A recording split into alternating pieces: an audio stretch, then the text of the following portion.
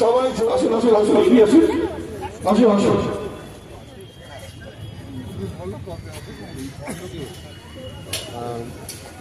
মানবতা প্রেমী মানুষদের জন্য আজকে খুবই আনন্দের একটি দিন, অত্যন্ত গুরুত্বপূর্ণ একটি দিন।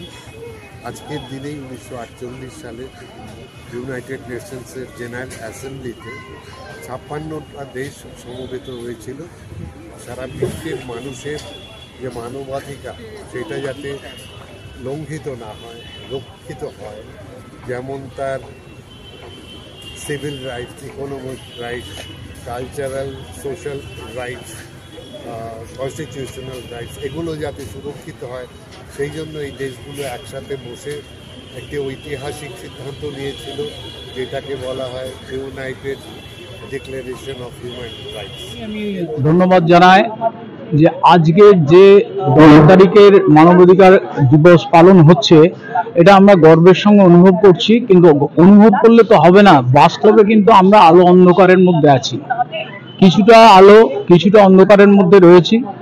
যেসব ধারায় আমাদেরকে সেগুলো কি আমি সত্যি নিজের কাছেই নিজে প্রশ্ন করছি যে সেগুলো কি আমরা পাচ্ছি পুরোপুরি?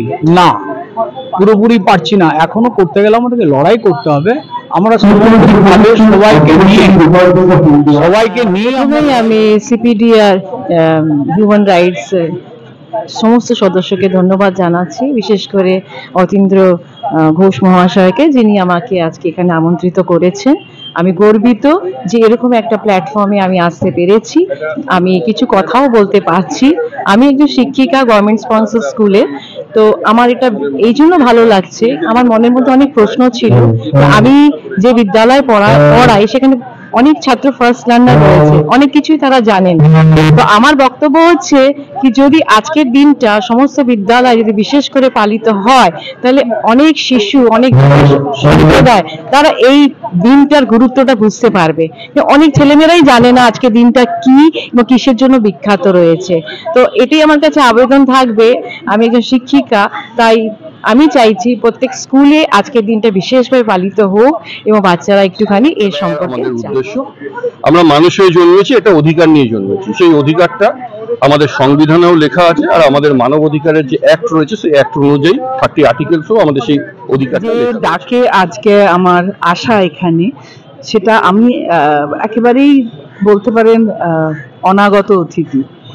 আমার ভালো লাগছে, আমি সোমা চক্রবর্তী, একজন অভিনেত্রী, বাংলা টিভি সিরিয়াল এবং ছবিতে এবং থিয়েটারে কাজ করি।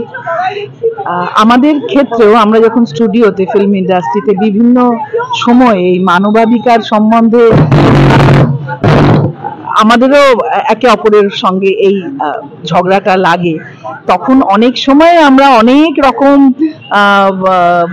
সুবিচার পাই না, তার জন্য আমরা লড়াই করি। কিন্তু আমার আজকে ভালো লাগছে যে এরকম একটা মানবাধিকার সভায় আমি আমন্ত্রিত, আমি এখানে এসেছি এবং অত বছর আগে 30টি দেশ মিলে যে সিদ্ধান্ত নিয়েছিলেন আমাদের পথপ্রদর্শক বিবেকানন্দ, তার মূর্তি আমাদের সামনে আছে এবং আজকে বহু প্রশাসনের বড় বড় মানুষ যারা এই সম্বন্ধে ওয়াকিবহাল, তাদের সঙ্গে আমি একসাথে আছি, একসাথে বসার একটা অনুমতি পেয়েছি, এটাই আমার কাছে অনেক বড় পাওনা। এবং এখনো প্রস্তুতি পর্ব চলছে। আমাদের গ্রিনফিল্ড সিটিতে প্রায় 35 জন মেম্বার হিউম্যান রাইটসের রয়েছে। এই মুহূর্তে আরও কিছু আসবেন। আর আজকে মঙ্গলবার হওয়াতে একটু অসুবিধে, অনেকেরই জরুরি কাজ থাকে, তার মধ্যেও আমরা এসছি সকলে এবং আমরা যোগদান করবো এবং আজকে বিভিন্ন যারা ডিস্ট্রিক্ট পার্সোনালিটি আসছেন তাদের বক্তব্য শুনব এবং আমরাও আমাদের যেটা মনোভাব সেটা প্রকাশ করব এবং আজকে আমাদের এই অনুষ্ঠানটা সর্বতভাবে সাফল্যমণ্ডিত হোক এবং গ্রিনফিল্ড সিটির যে আমাদের ইউনিটটি রয়েছে হিউম্যান রাইটসের, সেখানে এরপর আমরা ভবিষ্যতে যাতে আরও আমাদের যারা আছেন সবাইকে নিয়ে আমরা আরও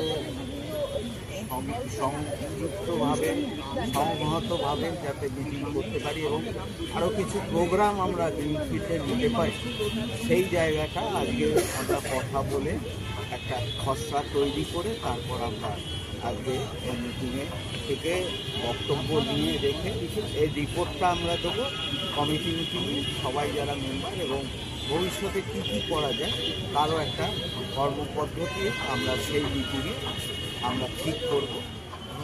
তাই আমাদের centre for protection of Democratic requirement of India human rights মানুষের জন্য কাজ করে চলেছে দীর্ঘদিন ধরে। এটাই আমাদের প্রচেষ্টা এবং ভারতবর্ষের ইতিহাসে একমাত্র আমরাই প্রথম যে মানবাধিকার সংক্রান্ত বই বের করেছি যাতে মানুষ তার অধিকার সম্বন্ধে জানতে পারে, কারণ মার্কেটে কোনো বই